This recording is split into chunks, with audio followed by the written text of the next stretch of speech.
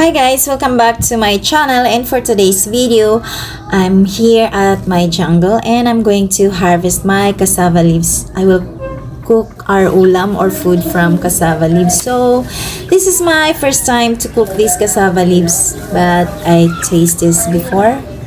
My kapitbahay shared their ulam to us. Sa lugar guys kung saan ako lumaki, hindi kinakain yung leaves. So we don't eat the leaves, we only eat the crops. So tanggalin lang natin yung dahon niya from the stem. Tapos huhugasan natin yung dahon. After natin niyang hugasan guys, patuluin lang natin or drain the water. Then, budburan natin ng asin or salt. So, bakit may orange na salt, guys? Ano yan? Alam niyo ba yung burong isda? So, yan. Galing yan sa burong isda yung salt na yan. And then, squeeze natin. Pigain hanggang sa matanggal yung water or juice ng leaves. Nanood ko lang din ito sa YouTube kung paano ang magluto nito kasi hindi nga ito kinakain sa amin.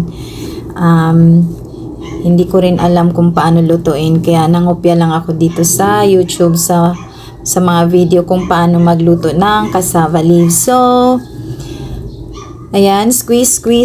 Medyo matagal mag-squeeze kasi medyo matigas yung dahon niya.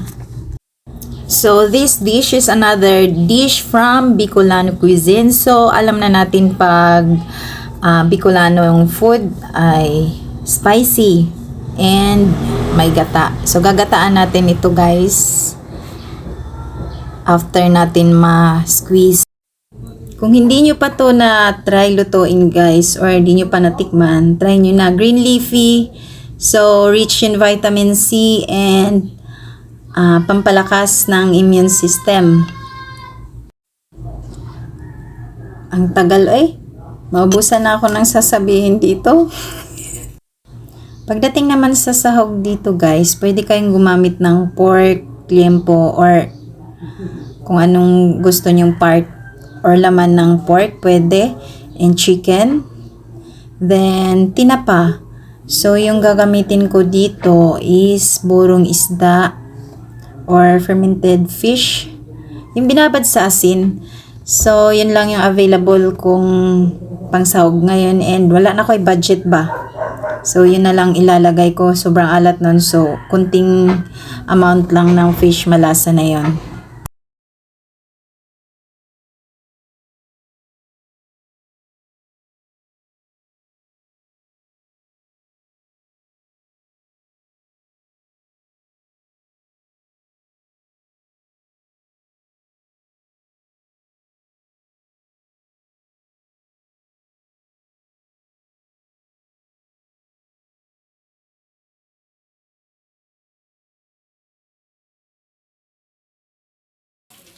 Sa wakas no, lumabas na rin yung juice niya. Ayan, pipigain na natin and ilipat na natin siya.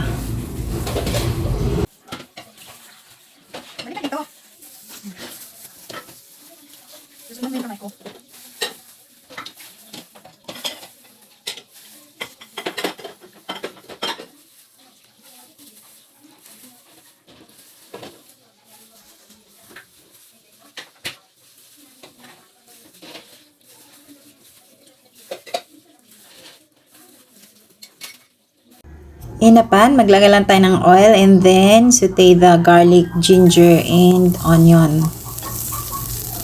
Then, ilagay natin ang ating burong isda na tinanggalan ko na siya ng tinik. And naglagay ako dito ng pork. Pork yan.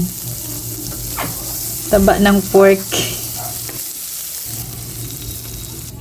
Then, i-add na natin yung ating leaves.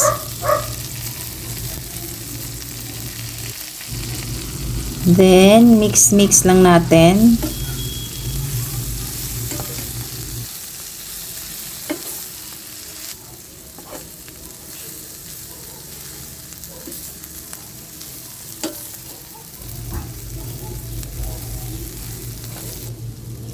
So, nag-add ako dyan ng pamintang durog or powder. Then, cayenne, paprika, kung anong gusto nyong ilagay. Maglagay na kayo guys kung anong gusto nyong spices. Then, add the gata or cocoa milk. Then, pakuluan natin or lutuin nating maigi.